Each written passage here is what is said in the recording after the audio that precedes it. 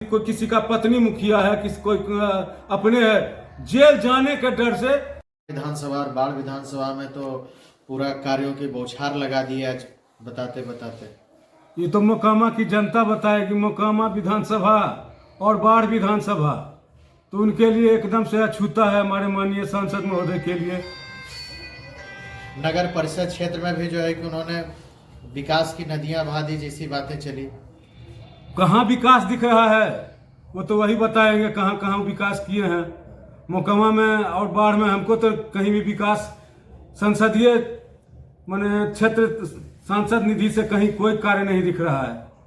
वो कह रहे थे कि मोकामा टाल की जो समस्या है जल जमाव का, उसका हम निराकरण करेंगे। वो चुनाव का समय है, अब तो निराकरण अभी तो होगा ही।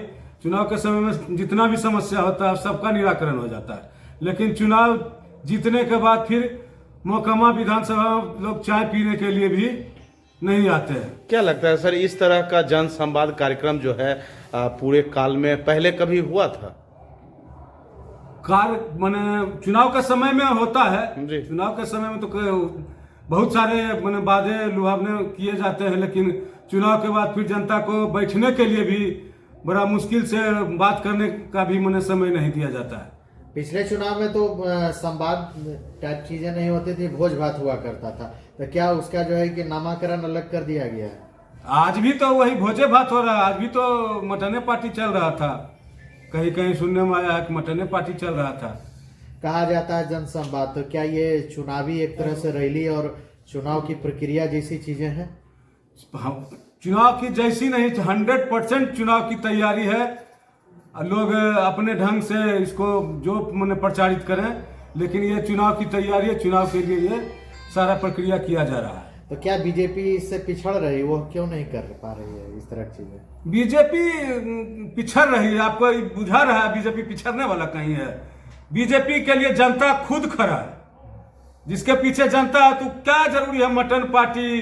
बीजेपी सनातन धर्म का है, वो ये सब मटन पार्टी पर विश्वास नहीं करता है। अगर जो उसका कार्यक्रम भी होता है तो सात्विक भोजन जो है कार्यकर्ताओं के बीच परोसा जाता है। बिहार में जो है कि बिहार के प्रदेश अध्यक्ष जो भाजपा के हैं वो पहली बार जिला बाढ़ में आ रहे हैं जी, क्या कहेंगे उस पर?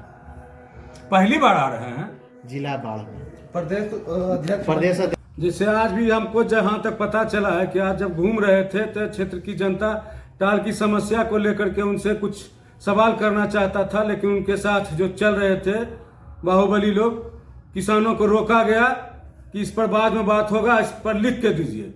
तो मैं पिछले चुनाव में उनके साथ एक एक दरवाजा पर मोकामा में गया था, जहां जहां वो गए थे, और सब जगह ये समस्या पिछले चुनाव में भी लोग उठा रहे थे।